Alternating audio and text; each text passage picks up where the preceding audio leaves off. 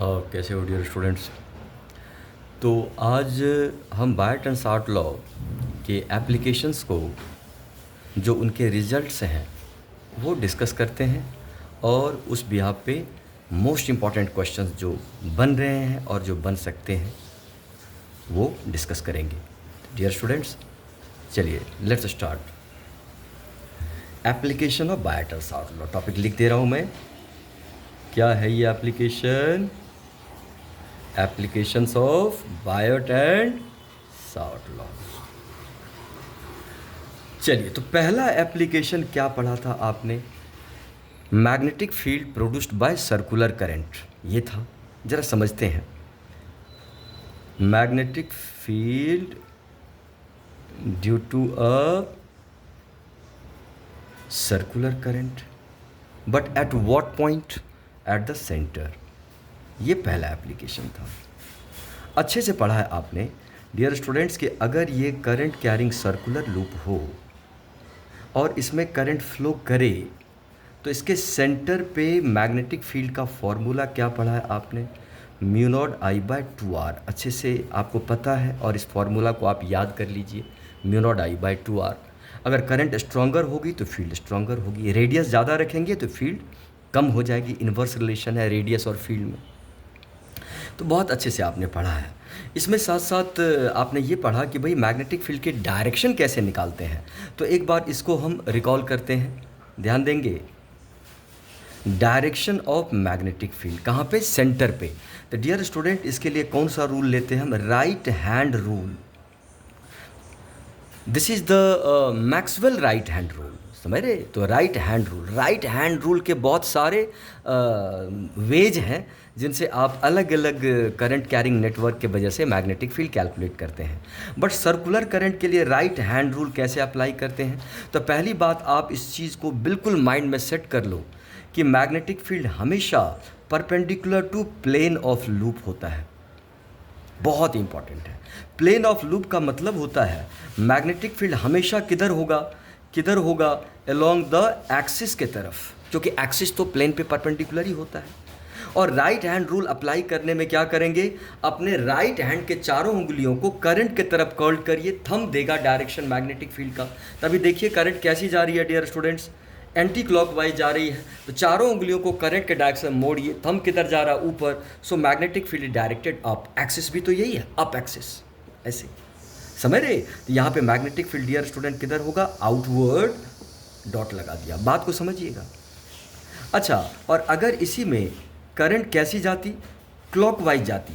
Dear students, यहाँ पे ही clockwise था, सॉरी, यहाँ पे करंट कैसी थी? क्लॉकवाइज। तो फील्ड किधर हो गई? इनवर्ड। जो मैंने बनाया, चलिए इसके डायरेक्शन को मैं चेंज कर दे रहा हूँ। अब ये डायरेक्शन कैसी हो गई? Anti clockwise. तो फील्ड क्या हो गई? आउटवर्ड। डियर स्टूडेंट्स, यहाँ पे करंट किस सेंस में जा रही है? क्लॉकवाइज करंट है। तो यहाँ पे फील्ड किधर होगी? चारों उंगलियों को करंट के डायरेक्शन में कर्ल करिए, करंट ऐसे जा रही है, थंब देगा डायरेक्शन। तो डियर स्टूडेंट, फील्ड किधर हो जाएगी बताइए? वर्टिकली इनवर्ड, मतलब इनटू द प्लेन। साफ साफ समझ पा रहे हैं? अगर आपने लूप को ऐसा बना दिया तो इस सर्कुलर लूप में इसमें क्या फ़र्क है? ये लूप नोटबुक के प्लेन में है, यूँ खड़ा हुआ है, लेकिन ये वाला जो लूप है वो प्लेन पे ऐसा रखा है। डियर स्टूडेंट, ऐसा रखा है। तो एक्सिस क्या होगा? हॉरिजॉन्टल हो जाएगा। Axis will be horizontal. तो अगर ये लूप ऐसा रखा हुआ है तो आपको ये मान के चलना है कि लेफ्ट वाला पार्ट प्लेन के क्या होता है? ऊपर। मतलब यहाँ से ये लेफ्ट वाला पार्ट जो सेमी सर्कुलर पार्ट है, यहाँ से ऐसे निकला और प्लेन के नीचे चला गया, मतलब इधर। बात समझ पा रहे? तो करंट ऐसे जा रही है। किस सेंस में करंट जा रही है? Anti clockwise. तो डियर स्टूडेंट, मैग्नेटिक फील्ड फिर से एक्सिस की तरफ। समझ पा रहे? क्योंकि लूप अगर ऐसा वर्टिकल है तो एक्सिस क्या हो जाएगा डियर स्टूडेंट? हॉरिजॉन्टल हो जाएगा। ये देखिए एक्सिस की तरफ। और अगर यहाँ पे आपने सर्कुलर लूप लिया और इसमें क्लॉकवाइज करंट डाल दिया तो डियर स्टूडेंट, क्लॉकवाइज में कैसे जा रही है? ऐसे जा रही है फील्ड। तो किधर हो जाएगी मैग्नेटिक फील्ड? इधर। नहीं, तो मैग्नेटिक फील्ड किधर हो जाएगी? इधर। साफ साफ आप समझ पा रहे हैं किस तरह से ये राइट हैंड रूल को हम अप्लाई करते हैं। याद कर लो, अब बार बार भूलने से बात बनने वाली नहीं। तो अच्छे से ये बात आपको समझ में आई। डियर स्टूडेंट, इसमें कुछ डिडक्शंस थे कि मान लीजिए आपके पास सर्कुलर लूप हो और एन टर्न लूप हो, 1 टर्न, 2 टर्न, 3 टर्न, 4 टर्न, एक दूसरे को ओवरलैप किया हुआ है ये टर्न्स। तब आप सेंटर पे मैग्नेटिक फील्ड क्या लिखते हैं? म्यू नॉट Ni/2r हो जाता है। इसको भी अच्छे से आप समझिएगा। एन टर्न्स में यही हो जाता है सेंटर पे फील्ड। अगर हमारे पास सर्कुलर लूप का एक सेक्शन हो, केवल नहीं पूरा सर्कुलर लूप ना हो, एक सेक्शन हो जो एंगल कितना बनाए सेंटर पे, थीटा, तो डियर स्टूडेंट्स तब मैग्नेटिक फील्ड का फॉर्मूला क्या होता है, mu not I bye 2r, और क्या लगा देंगे, theta by 2 pi single turn के लिए। अगर n टर्न्स होगा तो फिर से आप n मल्टीप्लाई कर देंगे, एंटी क्लॉकवाइज में इनवर्ड, क्लॉकवाइज में आउटवर्ड। तो ये अच्छे से आप इन बातों को समझ पा रहे हैं, तो इसको याद भी रखिए। बहुत सारे क्वेश्चंस बन सकते हैं, लेकिन आप फॉर्मूला याद रखेंगे तभी कर पाएंगे। तो सर्कुलर करंट की छोटी छोटी बातें हो गई जो आपको समझ में आ गया। दूसरी बात आप याद रखेंगे कि मैग्नेटिक फील्ड कौन सी क्वांटिटी है, वेक्टर क्वांटिटी है। मैग्नेटिक फील्ड को भी आप वेक्टोरियली ऐड करेंगे, सारी फील्ड वेक्टर होती है, चाहे इलेक्ट्रिक फील्ड हो, मैग्नेटिक फील्ड हो, कोई भी फील्ड हो। चलिए तो दूसरा पार्ट हम एप्लीकेशन दूसरा लेते हैं। सेकेंड एप्लीकेशन क्या है dear students, magnetic field due to current carrying straight wire, current carrying straight wire, ये है पहला दूसरा एप्लीकेशन। इसमें पहला जो इसका डिडक्शन होता है, जो पहला पार्ट है इसका, वो है स्ट्रेट इन्फिनिट वायर। ध्यान देंगे यही आपके सिलेबस में है, स्ट्रेट इन्फिनिट वायर ले लिया, इन्फिनिट वायर ले लिया, मतलब कि वायर की लंबाई क्या है डियर स्टूडेंट, वायर तो बिल्कुल स्ट्रेट है और इसकी लेंथ कितनी है, इन्फिनिटी है कि नहीं, ऐसा वायर मान लेते हैं ये। तो इसके वजह से आपको मैग्नेटिक फील्ड चाहिए। तो मान लीजिए आपको मैग्नेटिक फील्ड P पे चाहिए, जिसकी डिस्टेंस कितनी है डियर स्टूडेंट, सेंटर से R है, या चलिए D मान लेते हैं। तो इसके मैग्नेटिक फील्ड का फॉर्मूला भी आपने पढ़ा है और इसको याद भी रखिए। क्या पढ़ा था, mu not I bye 2 pi D, जहाँ D क्या है, पॉइंट P की परपेंडिकुलर डिस्टेंस वायर से है, इन्फिनिट लेंथ है वायर की, तो ये आप याद रखेंगे। अगर हमारे पास क्या हो, सेमी इन्फिनिट वायर हो, सेमी इन्फिनिट वायर हो dear student, semi infinite wire का मतलब नीचे कोई ब्रांच नहीं है, लेकिन ऊपर क्या है, ये इन्फिनिटी तक है, और ये पॉइंट P यहाँ पे एंड पे लाई कर रहा, नीचे है ही नहीं पार्ट, इसलिए इसको क्या बोलेंगे आप, सेमी इन्फिनिट वायर बोलेंगे। निश्चित रूप से इसकी जितनी फील्ड होगी उसकी आधी ही होगी, क्योंकि आधा तो आपने कट करके निकाल दिया है कि नहीं। तो यहाँ पे मैग्नेटिक फील्ड का फॉर्मूला क्या हो जाता है, mu not I bye 4 pi D, आधा हो जाएगा उसका। तो ये दोनों बातों को आप याद रखेंगे। लेकिन अगर हमारे पास केवल फाइनाइट वायर होता, जो कि आपके सिलेबस से जो 2027 का सिलेबस है उसमें ये डेरिवेशन, ये टॉपिक हट चुका है, हालांकि नीट और जी में है, इसलिए मैं बता रहा हूँ। अगर हमारे पास कौन सी वायर होती, फाइनाइट वायर होती डियर स्टूडेंट्स, फाइनाइट वायर होती, ध्यान दीजिएगा, और तब हमको किसी पॉइंट P पे फील्ड निकालना होता, और यहाँ से अगर इस तरह से हमको ये पता हो भाई ये एंगल φ2 दिया है और इसको यहाँ से मिला दें, और ये एंगल क्या दिया होता, φ1। ध्यान दीजिएगा φ1 φ2 इस लाइन से बना है ना, ये φ1 एंड φ2, और इसमें करंट कुछ जाती। तो डियर स्टूडेंट इसका डेरिवेशन आपको नहीं पढ़ना, ये फॉर्मूला होता है mu not I bye 4 pi D sign φ1 plus sign φ2, ये फॉर्मूला है डियर स्टूडेंट्स। ये फाइनाइट लेंथ के लिए होता है, mu not I bye 4 pi D sign φ1 plus sign φ2, याद रखेंगे इस फॉर्मूला को। जरा गौर करिए, इसी को अगर अप्लाई कर देंगे आप इन्फिनिट वायर के लिए, तो इसकी लेंथ क्या होगी, यू बढ़ती जाएगी बढ़ती जाएगी बढ़ती जाएगी, इधर भी लेंथ क्या होगी, बढ़ती जाएगी बढ़ती जाएगी। तो ये φ1 क्या होगा, बढ़ते बढ़ते बढ़ते बढ़ते बढ़ते 90 हो जाएगा। φ2 क्या हो जाता, इधर इधर बढ़ते बढ़ते 90 हो जाता, तो यहाँ पे 90 यहाँ पे 90, तो फिर से mu not I bye 2 pi D आ जा रहा है। समझ पा रहे हैं आप। तो चलिए इसको याद रखेंगे आप, कभी कभी ये यूज होता है नीट के लिए तो बहुत इंपॉर्टेंट है, साथ साथ जीमेल में भी काफ़ी आता है, तो ये आपको याद रखना चाहिए। तो ये देख लिया आपने। चलिए अब इसमें देखेंगे right hand rule. Right hand rule किसके लिए, फॉर स्ट्रेट करंट। मैंने कहा ना कि राइट हैंड रूल अलग अलग तरीके से यूज होता है। Straight current dear student, straight current के लिए राइट हैंड रूल कैसे लगाते हैं, चलिए मैग्नेटिक फील्ड के डायरेक्शन के लिए। तो मान लीजिए अगर ये स्ट्रेट करंट कैरिंग वायर दिया है और आपको मैग्नेटिक फील्ड यहाँ पे P पे चाहिए, तो इसमें राइट हैंड रूल कैसे अप्लाई करेंगे, ध्यान से समझिएगा। राइट हैंड रूल अप्लाई करने के लिए ये कहता है, पहली बात कि मैग्नेटिक फील्ड क्या होगा, परपेंडिकुलर टू प्लेन होगा। कौन सा प्लेन, जो प्लेन पॉइंट और वायर से बना है, देख पा रहे हैं आप, ये नोटबुक का ही प्लेन बना, या तो फील्ड आउटवर्ड होगा या क्या होगा, इनवर्ड होगा। तो राइट हैंड रूल के लिए क्या करते हैं डियर स्टूडेंट, राइट हैंड के थंब को आप रखिए करंट के डायरेक्शन में, और चारों उंगलियों को आप जिधर पॉइंट है उधर ले जाइए।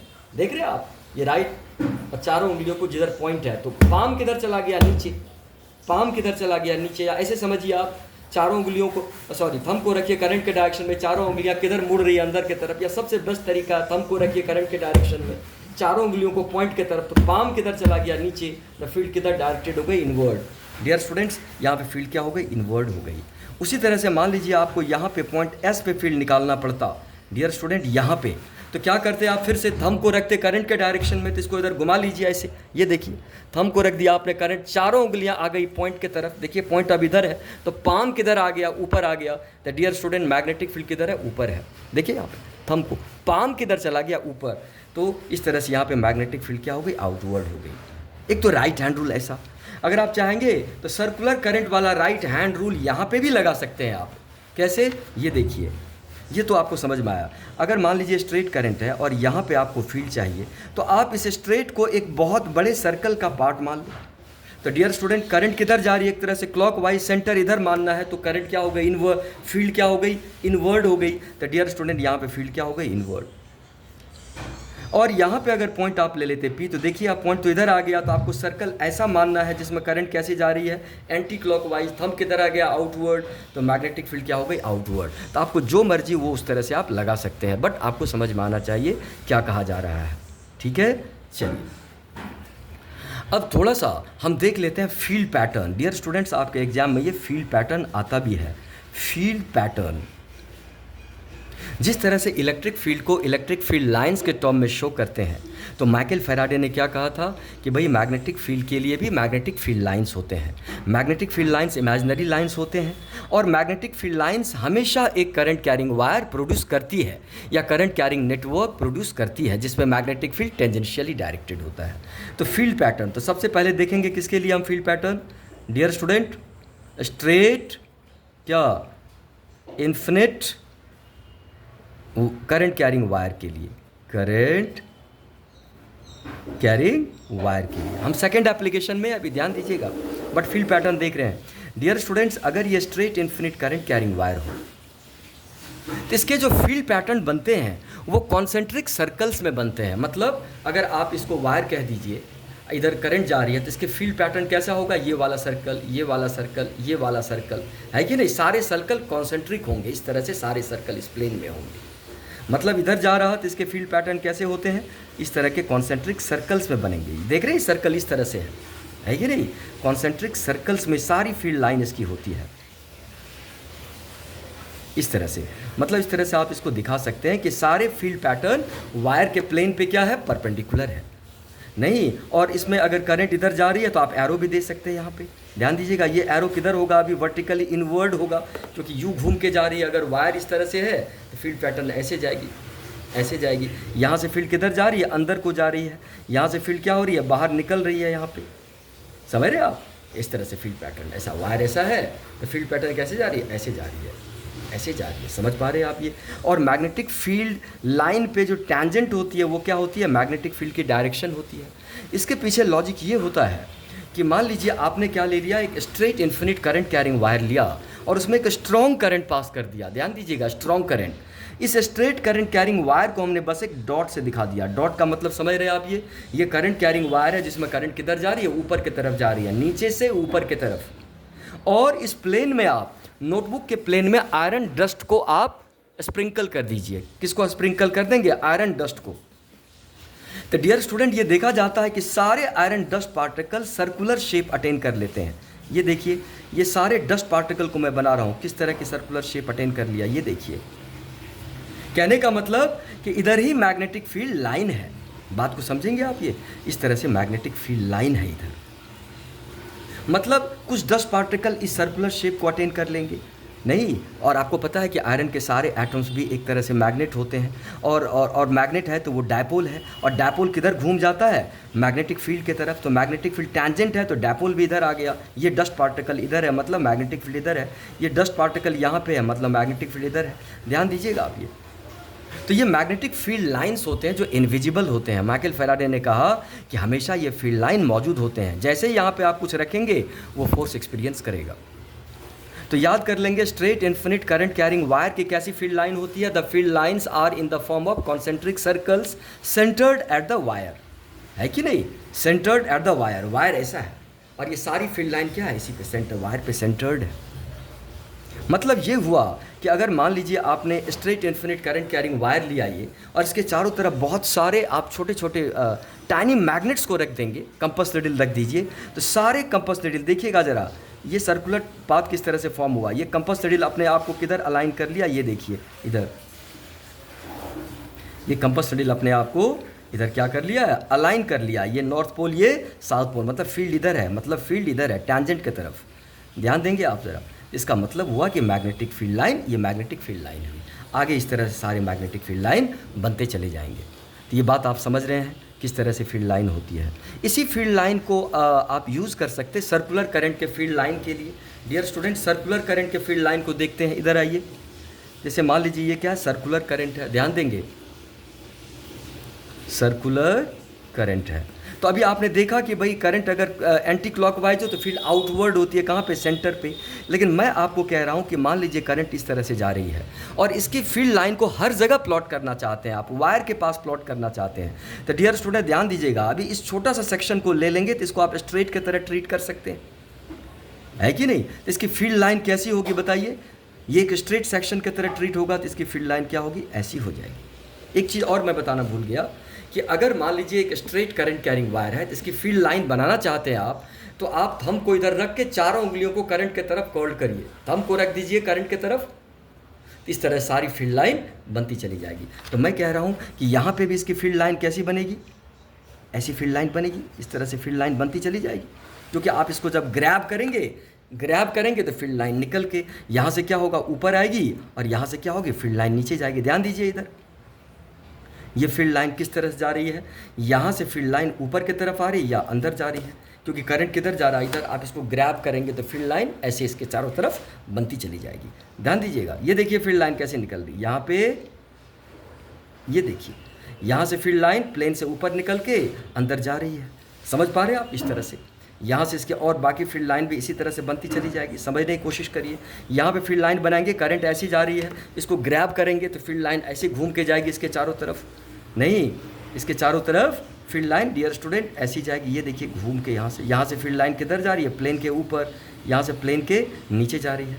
ये सारी फील्ड लाइन ये बनेंगी इसका, ये बात आपको समझने की आवश्यकता है। तो हर जगह ये क्या बनाएगा, ये फील्ड बनाएगा।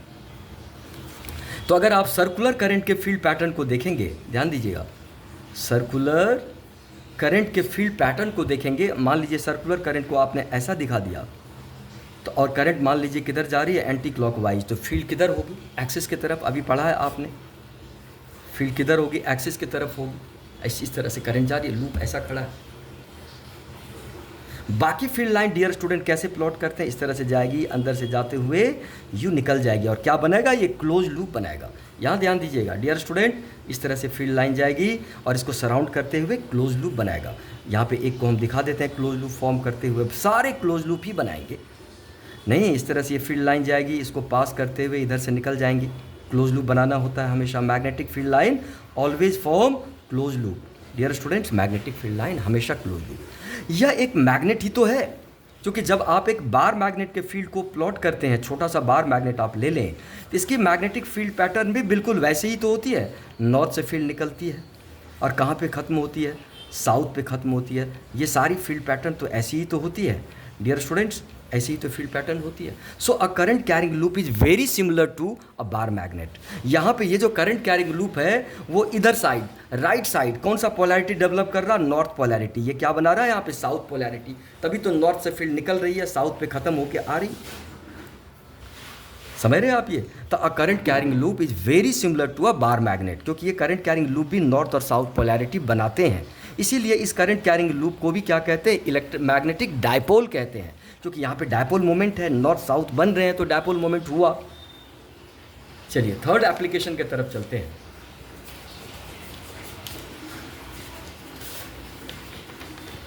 Dear students, let discuss application third, Biot and short law का थर्ड एप्लीकेशन। थर्ड एप्लीकेशन क्या होता है पता है आपको, मैग्नेटिक फील्ड कहाँ पे, at an axial point, axial point of a current carrying circular loops। समझ पा रहे हैं आप? ये एक्सियल पॉइंट पे फील्ड चाहिए आपको, तो आपने लूप को ऐसा बना दिया है ना, ये ऐसा। अब आप लूप के ज्योमेट्री को अच्छे से समझ रहे, एलिप्स के फॉर्म में बनाया, मतलब लूप ऐसा है, आधा ऊपर आधा नीचे, और करंट मान लीजिए इस तरह से एंटी क्लॉकवाइज सेंस में करंट जा रही है, ये इसका सेंटर है, इसके रेडियस को r मान लिया, और दिस द एक्सिस। लूप ऐसा है तो एक्सिस कैसा होगा? हॉरिजॉन्टल हो जाएगा एक्सिस। और डियर स्टूडेंट, इस एक्सियल पॉइंट पे हमको फील्ड चाहिए x डिस्टेंस फ्रॉम सेंटर। तो ये फील्ड भी कैसी होती है? राइट हैंड रूल के अकॉर्डिंग ही यहाँ पे फील्ड आपको कैसी मिलती है? ऐसी ही मिलती है। इसके लिए bite and short law apply करेंगे, सारे एलिमेंट के फील्ड को यहाँ पे ऐड कर देंगे, सिंप्लीफाई कर देंगे, तब जो आपको एक्सियल फील्ड मिलती है। अब आप याद रखेंगे, ये फार्मूला काफ़ी इंपॉर्टेंट है, प्राय बोर्ड एग्जाम में क्वेश्चन आता है, और इसके इन क्वेश्चन से स्टूडेंट डरते भी काफ़ी ज़्यादा है, क्योंकि एक्सप्रेशन वो याद रखते नहीं। तो एक्सियल फील्ड का मैथमेटिकल एक्सप्रेशन अच्छे से आपको पता है, अगर भूल गए हैं तो अभी तुरंत याद कर लीजिए। क्या होता है? 2m अपॉन क्या r square plus x square की पावर 3/2। ये लिखने का बड़ा ही स्टैंडर्ड फॉर्म है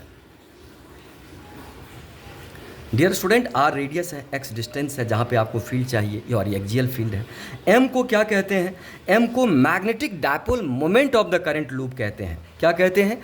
magnetic dipole moment of the current loop कहते हैं। और डियर स्टूडेंट, इसका फॉर्मूला क्या होता है? इसका फॉर्मूला क्या होता है? NIA, पढ़ा है आप अच्छे से। क्या होता है? NIA और n cap. Magnetic dipole moment एक वेक्टर की तरह ट्रीट होता है, जिसकी डायरेक्शन मैग्नेटिक फील्ड के तरफ ही होती है। जिधर मैग्नेटिक फील्ड होगी, डायपोल मोमेंट भी उधर है। ये कन्वेंशनल है। मतलब अगर ये सर्कुलर करंट है जो अभी आपने ये लिया था, और करंट ऐसी जा रही है, तो यहाँ पे इसका नॉर्मल भी इधर होगा, मैग्नेटिक डायपोल मोमेंट भी इधर होगा, और इसकी अपनी फील्ड भी इधर ही होगी। बात को समझने की कोशिश करिए। इसके लिए राइट हैंड रूल, फील्ड भी इधर, नॉर्मल भी इधर, मैग्नेटिक फील्ड भी इधर, डायपोल मोमेंट भी इधर, तो NIA होता है, याद करेंगे। उसी तरह से अगर आप क्लॉकवाइज करंट ले लेंगे, क्लॉकवाइज, इसकी मैग्नेटिक फील्ड भी इधर होगी, ऐसे जा रही है करंट, मैग्नेटिक फील्ड भी इधर होगी डियर स्टूडेंट, नॉर्मल भी इधर ही होगा, और डायपोल मोमेंट भी इधर ही होगा। मतलब मैं कह रहा हूँ कि बार बार एक्सियल फील्ड की तरफ ही क्या होता है? डायपोल मोमेंट होता है। तो डायपोल मोमेंट क्या होता है? लूप के प्लेन से परपेंडिकुलर होता है, एक्सिस के तरफ होता है, और लूप की जो अपनी फील्ड है उधर होती है। तो इन तीनों बातों को याद रखिए। और डायपोल मोमेंट का SI यूनिट क्या होगा बताइए? तो करंट का क्या होता है? एम्पियर, और एरिया का क्या होता है? Metre square. Ampere metre square is the SI unit of magnetic dipole moment. हमेशा आएगा, इससे क्वेश्चन आता ही रहता है डियर स्टूडेंट। इस फॉर्म, इसको अगर हम ब्रेक कर दें तो मतलब मैक्सिमम टीचर्स या आप देखेंगे जगह पे ऐसा फॉर्म नहीं बताते वो, लेकिन इसको मुझे लगता है याद रखना ज़्यादा बेटर है। काफ़ी स्टैंडर्ड फॉर्म है ये। अगर इन वैल्यूज़ को यहाँ पुट कर देंगे तो एक्सियल फील्ड क्या मिलेगा बताइए? इसको बस सॉल्व कर देना है। μ0/4π 2m को क्या लिख देंगे आप? NIA, है ना। a को πr² लिख देंगे। अगर सर्कुलर लूप है तो a को क्या कहते हैं? Area of cross section. मतलब ये सर्कल है तो एरिया यहाँ पे क्या हो जाएगा? πr² हो जाएगा। अगर लूप आपने रेक्टेंगुलर लूप लिया है तो एरिया क्या होगा? Length into breadth, area of a turn, that is called area of cross section. और यहाँ पे आप आराम से वैल्यू पुट करके यहाँ पे सिंप्लीफाई कर सकते हैं। यहाँ पे एक खास बात होती है कि अगर x far greater than r हो, मतलब लूप काफ़ी छोटा हो, उसके तुलना में उसके कंपैरेटिवली x बहुत ज़्यादा हो, तो क्या करेंगे आप? r² को यहाँ पे डिस्कार्ड कर देंगे। तो डियर स्टूडेंट, मैग्नेटिक फील्ड का फॉर्म क्या बन जाएगा? μ0/4π 2m/x³ बन जाएगा। ध्यान से देखिए आप, ये 2m/x³। तो इस तरह से इन सारी चीज़ों को आप समझ पा रहे हैं, और इसको याद रखिए that a magnetic field is inversely proportional to x³। This is very similar to electric field produced by an electric dipole at an axial point, short dipole. ये याद रखेंगे, काफ़ी इन्फॉर्मेटिव, काफ़ी इंपॉर्टेंट। अगर आप फार्मूला को समझते हैं तो मैक्सिमम क्वेश्चन खुद कर लेंगे। चलिए कुछ क्वेश्चन को डिस्कस करते हैं, बहुत सिलेक्टिव क्वेश्चन है वो, और आपके एग्जाम में रिपीट होते हैं। तो चलते हैं उस क्वेश्चन की तरफ। एक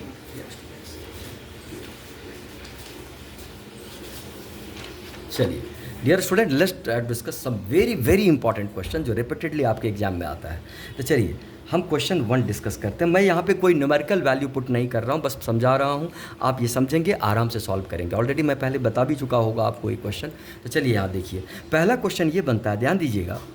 हमारे पास 2 आइडेंटिकल सर्कुलर लूप्स है। डियर स्टूडेंट, ज़्यादा स्टेटमेंट भी नहीं लिख रहा हूँ, बस आपको समझना।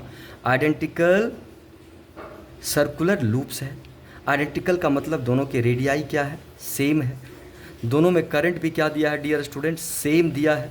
और उनका ज्योमेट्री कुछ ऐसा दिया है, ध्यान से अच्छे समझिएगा। एक लूप ऐसा दे दिया, आप समझ रहे लूप का ज्योमेट्री एलिप्स के फॉर्म में है, तो ऐसा है लूप, लेफ्ट वाला पार्ट प्लेन के ऊपर। डियर स्टूडेंट, इसमें करंट इस तरह से दिया है और ये इसका क्या हो गया, एक्सिस।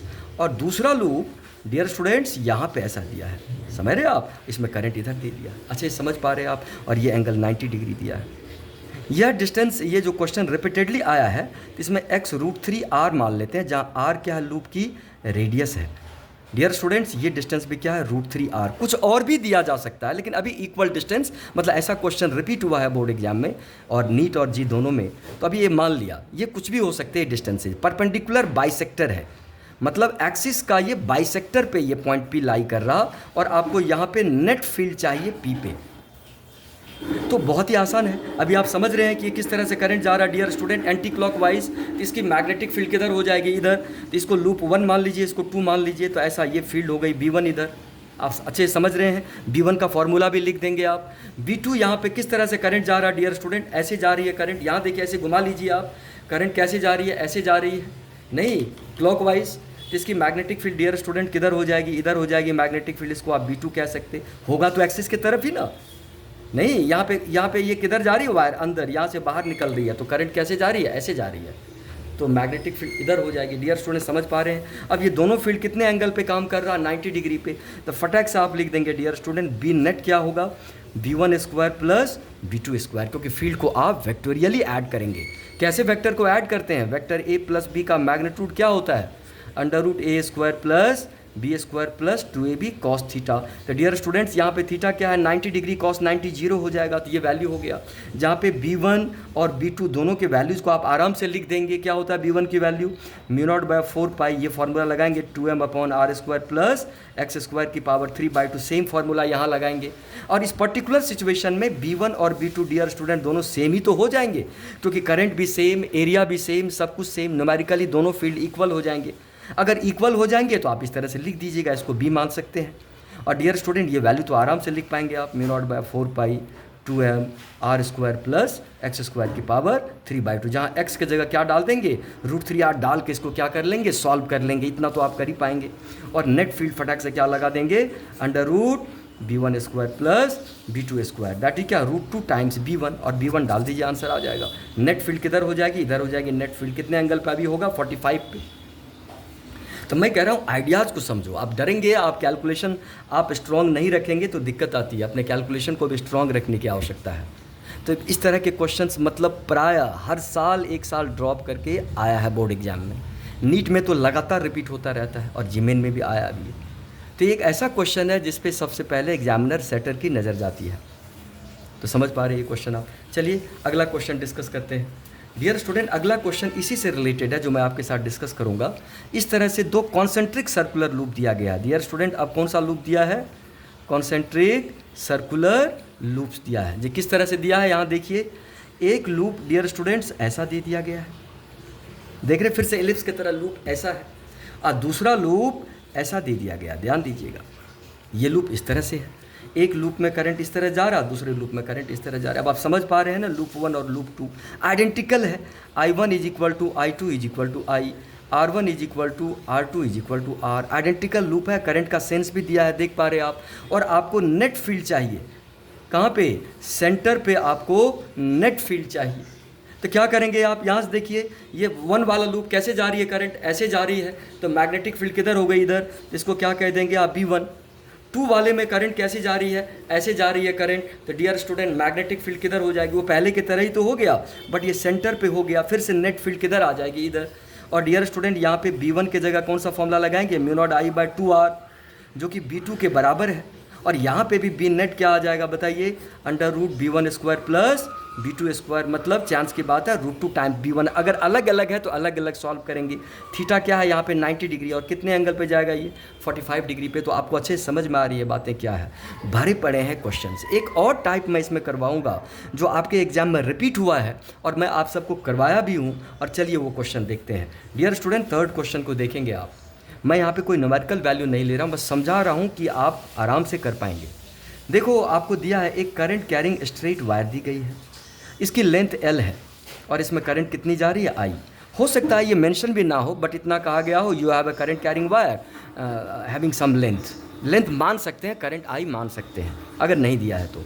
अब इसको क्या किया गया है, शुरू में पहले केस में इसको N1 टर्न्स में कन्वर्ट किया गया है। डियर स्टूडेंट, इसको N1 टर्न सर्कुलर लूप बनाया गया है। कौन सा लूप?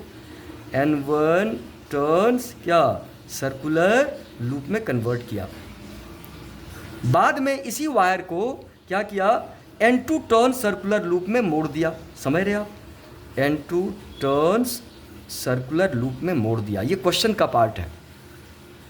हमको इन यहाँ पे इसको 1 मान लीजिए, इसको 2 मान लीजिए। पहले केस में इसको N1 टर्म्स में मोड़ा और दूसरे केस में इसको N2 टर्म्स। हमको B1 और B2 का क्या चाहिए, रेशियो चाहिए। सेंटर पे जो फील्ड्स बनेंगे एट सेंटर, वो फील्ड का रेशियो चाहिए दोनों हालात में, जब आपने वायर को N1 टर्न्स में मोड़ा था कॉन्सेंट्रिक लूप में और N2 टर्न्स में मोड़ा था। तो इस तरह के क्वेश्चंस जो है खूब आते रहते हैं। ये तो बस एक एग्जांपल है। चलिए सॉल्व करते हैं क्या लॉजिक होता है।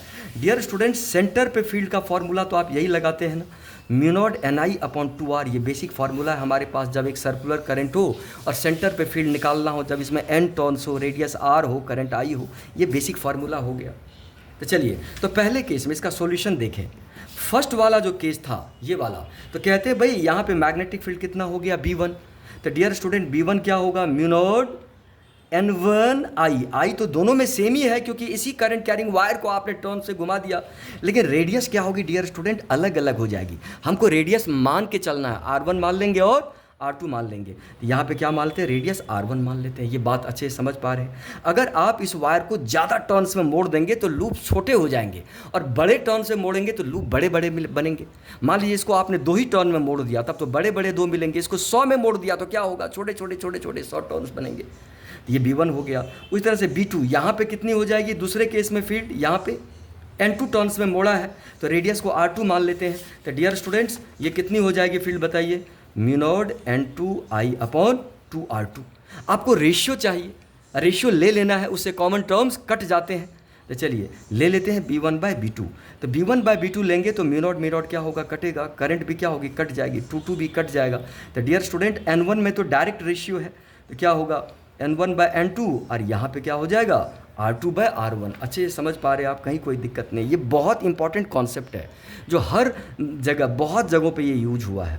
अब देखिए N1 N2 तो आपको क्वेश्चन में मेंशन किया था, N1 टर्न्स और N2 टर्न्स। ये N1 N2 टर्न्स क्वेश्चन में मेंशन है, रेडियाई मेंशन नहीं है। तो उसके लिए क्या करेंगे आप, रेडियाई को कैलकुलेट करना पड़ेगा। R1 R2 के बारे में कोई इन्फॉर्मेशन नहीं है। चलिए इसको इक्वेशन 1 मान लेते हैं। अब देखिए ये वायर है, इस वायर की लंबाई L है। जब इसको आप N1 टर्न्स में मोड़ेंगे तो एक टर्न की लंबाई कितनी होगी, 2πr1, और N1 टर्न्स की टोटल लंबाई क्या होगी, N1 2πr1। यही तो L के बराबर है। अरे एक टर्न 2πr, इस तरह के N1 टर्न्स हैं तो टोटल लंबाई वायर को खींच के सीधा कर देंगे तो क्या मिलेगा, 2πr1 × N1, जो कि L ही होगा। जब आपने इसको N2 टर्न्स में मोड़ा था तो एक टर्न की लंबाई क्या हो गई थी, 2πr2। N2 टर्न्स में मोड़ दिया तो ये भी तो L ही है, तो दोनों को आप इक्वेट कर लीजिए। तो क्या होगा, 2πr2 N2 is equal to 2πr1 N1। Dear student, 2π cut गया और यहाँ से आपको R1/R2 कितना मिला बताइए, N2/N1। देख रहे R और N में इन्वर्स रेशियो है। जब आप ज़्यादा टर्न्स में मोड़ेंगे तो रेडियस कम होगी, कम टर्न्स में मोड़ेंगे तो रेडियस ज़्यादा होगी। तो आप यहाँ से R2/R1 निकालेंगे तो क्या होगा, N1/N2। अब R2/R1 को यहाँ पे क्या करेंगे, पुट कर देंगे। तो चलिए B1/B2 का वैल्यू निकालें। क्या होगा, B1/B2 N1/N2, और R2/R1 क्या होगा, ये भी N1/N2 हो जाएगा डियर स्टूडेंट। और आपका आंसर क्या होगा, N1² N2²। गौर से समझिए कितना बढ़िया क्वेश्चन है ये। अगर ये आप भूल रहे हैं इतना बताने के बावजूद, दैट विल बी ब्लंडर। और मैं कह रहा हूँ कि अभी हाफ ईयरली में भी आएगा इससे क्वेश्चन, और बोर्ड एग्जाम में तो आएंगे ही आएंगे। ये नहीं आएगा तो कुछ और आएगा, लेकिन कॉन्सेप्ट ये यूज होंगे वहाँ पे। अभी इसी बिहार पे आपको एक और क्वेश्चन करवा रहा हूँ जो लास्ट ईयर बोर्ड एग्जाम में आया है और अभी नीट में भी आया है। चलिए तो आगे बढ़ते हैं, वो क्वेश्चन मैं आपके साथ शेयर करता हूँ। देखिए क्या है वो, 1 मिनट। आपको हैरानी होगी कि कैसे ये क्वेश्चन आ गया। इधर आइए, देखिए क्या क्वेश्चन था, मैं कंप्लीट लिख रहा हूँ क्वेश्चन को। हमें दिया है डियर स्टूडेंट, एक करंट कैरिंग वायर दिया है, current carrying wire having some length. तो चलिए इस लेंथ को L लिख देते हैं हम, और करंट को क्या मान लेते हैं I। ध्यान दीजिएगा, इसको पहले क्या किया, N1 टर्न्स में मोड़ा। ध्यान दीजिएगा, N1 टर्न्स लूप में मोड़ दिया। करंट तो I ही रहेगी, लेकिन N1 टर्न्स में मोड़ दिया। और इसको बाद में कितने टर्न्स में मोड़ दिया, N2 टर्न्स में मोड़ दिया। तो पूछा गया है ratio of dipole moment in the two cases, case 1 and case 2 में जो लूप के डायपोल मोमेंट्स होंगे उसके रेशियो। ध्यान दीजिएगा, रेशियो ऑफ डायपोल मोमेंट्स चाहिए, मतलब M1/M2 चाहिए। आप समझ पा रहे हैं? तो डियर स्टूडेंट, क्या कैसे सॉल्व करेंगे आप? तो हमारे पास डायपोल मोमेंट का क्या फॉर्मूला होता है, NIA होता है, एक सर्कुलर करंट की, जहां N number of turns, I current, A area of cross section, है कि नहीं? तो आप मान लेंगे पहले रेडियस को क्या, R1, बाद में रेडियस को क्या मान लेंगे, R2। नहीं भी दिया है तो मानेंगे आप, R1 R2 निकल जाएगा यहाँ से इक्वेशन से। चलिए तो हम पहले लगा देते हैं M1/M2। तो डियर स्टूडेंट, करंट तो कट ही जाएगा, करंट तो दोनों लूप में सेम ही है। तो क्या होगा बताइए, N1/N2 इंटू क्या, A1/A2। क्योंकि आप नंबर ऑफ टर्न्स अलग अलग लेंगे तो एरिया ऑफ क्रॉस सेक्शन भी अलग अलग होगा। ये गलतियां मत करना कि भाई N1/N2 और इज इक्वल टू A1/A2। आप ज़्यादा टर्न्स में मोड़ देंगे तो एरिया छोटा हो जाएगा, कम टर्न में मोड़ेंगे तो एरिया बड़ा होगा। ये बात समझ रहे हैं? इसको और थोड़ा सा क्लियरली लिख दें तो पता चलेगा, N1/N2 और सर्कुलर टर्न है डियर स्टूडेंट, तो क्या होगा ये, πr1² अपॉन πr2²। अच्छे से लिख देंगे तो क्या होगा ये, N1/N2 इंटू R1। देख लेंगे क्या दिया है क्या नहीं दिया। यहाँ पे N1 टर्न्स N2 टर्न्स दिया है, तो हमारे आंसर भी इसके टर्म में ही होने चाहिए। समझ रहे? तो फिर से क्या लगाएंगे आप, लेंथ तो यहाँ भी वायर की यही है और यहाँ भी यही है, तो क्या लगाएंगे, L इज इक्वल टू अभी पढ़ा है 2πr1N1, या इसको क्या लिखेंगे, 2πr2N2। डियर स्टूडेंट, फिर से देखिए ये बातें आ गई, फिर से आ रही है ये बातें। तो फिर आप जब आप इक्वेट करेंगे तो 2π कट जाएगा, और मुझे बताइए R1/R2 फिर से क्या आ जाएगा, N2/N1। यहाँ डाल दीजिए डियर स्टूडेंट, N1/N2 और ये क्या हो जाएगा, N2/N1 का होल स्क्वायर। सॉल्व करेंगे तो क्या होगा बताइए, N2:N1 आंसर आ गया। तो इस तरह से ये क्वेश्चंस आता है, तो मुझे लगता है बातें आपको समझ में आ रही है। और एक चीज़ और मैं बता दूं, जब आप रिवाइज करते हैं किसी भी चैप्टर को तो सबसे पहला काम का है नोटबुक को देखना। पहला काम नोटबुक देखना है। नोटबुक में जितने भी क्वेश्चंस न्यूमेरिकल्स की वो सबको ऑब्जर्व करना, देखना, सॉल्व करना। कोई हार्डर सम है तो फिर से लिखना। दूसरा काम कि यूट्यूब पे जाना है, प्लेलिस्ट में जाना है और उस टॉपिक पे देखिए, कोई वीडियो मिलता है तो आप ज़रूर देखिए, कि हो सकता है वहाँ पे सारे अच्छे क्वेश्चंस आपको मिल जाए। समझ रहे आप? और उसके बाद क्या करेंगे, आप रिटन प्रैक्टिस करिए। जो डेरिवेशन आपको थोड़ा सा टफ लगता है उसका रिटन प्रैक्टिस करेंगे। तो चलिए यहीं तक रखता हूँ डियर स्टूडेंट्स, और अपनी तैयारी को आप कंटिन्यू रखिए। Thanks a lot.